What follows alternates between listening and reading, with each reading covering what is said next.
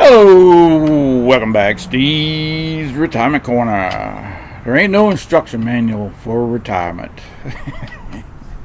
This is something probably I think gave me pause last year when I was planning on getting out, because retirement life and, and work life is two totally different animals, Doc. And it's different than anything I've ever done the past almost 60 years. And I didn't have nobody. An instructor or trainer to follow me the first 3 or 4 months. It was all up to me. So I had these are some things that I understand better now that I'm getting ready to close the door on my first year of retirement. It's some things I've learned, because some of it was new to me. So that I would put in the instruction manual or owner's manual, whatever you want to call it, if I was having to write one. No particular order. This is the first one would be concentrate on what I can control and deal with whatever pops up, if and when it ever pops up, the best I can. There's a lot of stuff that's out of my control, and I don't need to spend any time being worried about it. Social Security goes bankrupt, man, I ain't got no control over that. I only got control of how I handle it when it happens, So I don't need to waste a whole lot of time being concerned about it. I need to keep it in mind that it's a possibility, and then, have an idea of how I might deal with it if it happens, And that leads into the next one, which is there's no perfect retirement. Doc, if I had to check every little possible box for retirement that could be out there, I'd never retire. I just don't have the ability to do that. I just don't. So, I checked off the biggest boxes first, and then I worked on the smaller boxes till I got to a point where I was comfortable in my ability to handle the rest if it happened to show up. I wasn't looking for a guarantee. I didn't have to have a 100% guarantee for it. 95%, man, I'm happy I'm going to get, and the rest of it I'll deal with. There's no guarantees, especially retirement. So then there was I figured most of my mistakes that I'm going to make, because you're going to make them, Doc. You might as well settle in and get used to it, because it's going to happen. But most of my screw-ups are fixable. If I choose the wrong health insurance, say come next month I decide, hey man, I don't think this is going to be right for me. Come open enrollment, I can change it. If my investment mix becomes too aggressive, if I feel like, hey man, I just ain't willing to take the ups and downs anymore or whatever, I can cut it back to 50-50 or get out altogether. And I can reverse that. If I'm out, hey man, I'm thinking, hey man, I can take the swings a little bit. I'll go ahead and jump in 50-50 or whatever. Most of them are fixable. So don't be too worried about making mistakes, because they're going to happen. Deal with them the best you can and fix them. And then forget them. Don't let them hang in there on you. And that leads right to the next one. Retirement is all about trial and error and constant learning. It's a constant learning process. You learn from your mistakes. You don't do them again. The only way you make a mistake is to try something. So this was new to me. I never thought about it. I never give this one thought. But it come to me the other day. Hey man, if I decide that, hey man, jumping out of airplanes is not going to be my hobby for retirement, hey man, I can quit. But I won't know unless I try it. If it's something that sparks an interest in me and I want to try it, I'm willing to do that. And if it don't work out, hey man, at least I tried. It's sort of like eating broccoli when you was a kid, or when I was a kid anyways.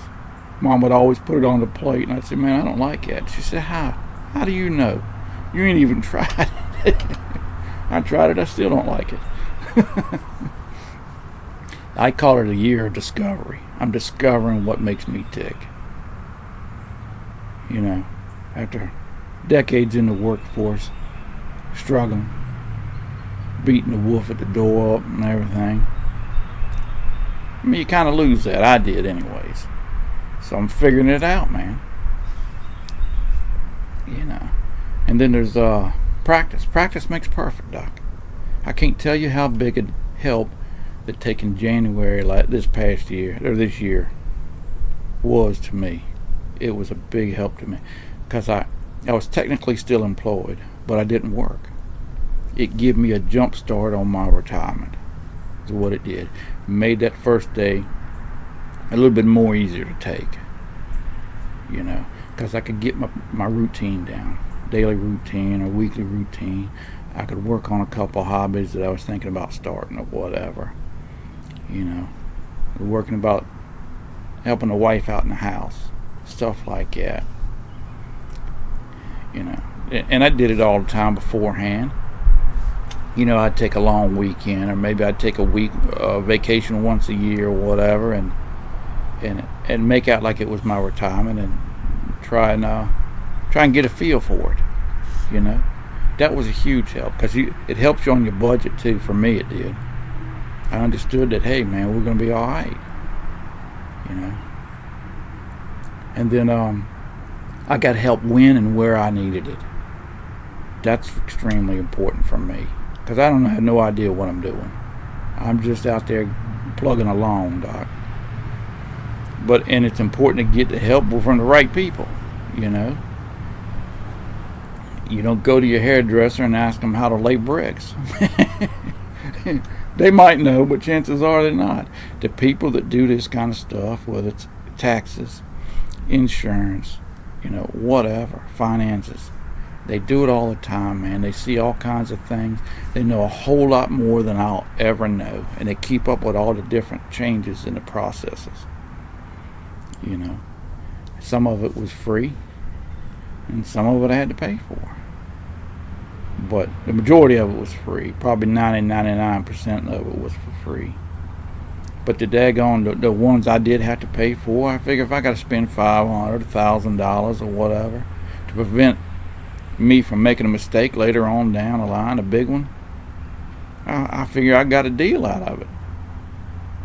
You know, retirement's an important thing. You need to get the help when you can, from when you need it, from the best person you can find. That's all. You know, that was important for me. And I think this last one is probably one of the biggest things that helped me the most this past year, I guess. You know, it is to have a sense of humor, adventure, and keeping an open mind. You know, I mean, you're gonna screw up, so you might as well have a sense of humor about it and learn to live with it. You know, there's a lot of little stuff that pop up, man, and for me, I deal better with bad things or good things if I have a little sense of humor with it. You know, you're gonna feel one way or the other. You know, choose to find a little lightness in the situation. It helps. For me, anyways. You know, and the daggone adventure and having an open mind allows you to find more enjoyment. You know, it's not all about the destination; it's about the journey. You know, just like on a vacation. You know, you traveling down the road and you see a funky looking store and you say, "Hey man, let's pull in there and see what's going on over yonder." You know. Or down the road here, we got a place down here. Sheepers, I can't think of the name of the place it's in now. Oh, that's probably 20 minutes down the road here. I can't think of the name of the place. But I think it's the Virginia Diner is what it is, but I don't know where it's at. But they have a thing down there called peanut butter. Is it peanut butter pie? Yeah, I think it's peanut butter pie. I didn't care for it. But I mean, they tout it for miles when you're leading up to it. Our famous peanut butter pie. So we got it, man. Yeah, it wasn't that good. Not for me. Too thick. But hey man, but you don't know until you try. Trial and error and learning. I'll never stop there again for it. They got great food, but that peanut butter pie, pass it by. It's an acquired taste. But hey, man, it's just a few things. Hey, man, you give me 5-10 minutes, I could probably write a book on it. There'd be a list of stuff like that. But if I was going to have to write a daggone instruction manual to help people along, it helped me along. All this did. I'd be sure to include them few right there. So, well, hey, man, I'm sorry for keeping y'all so long, but I tend to run at the mouth and lose my place when I'm thinking. But y'all take care of yourselves. Enjoy your weekend, and we'll talk to y'all later.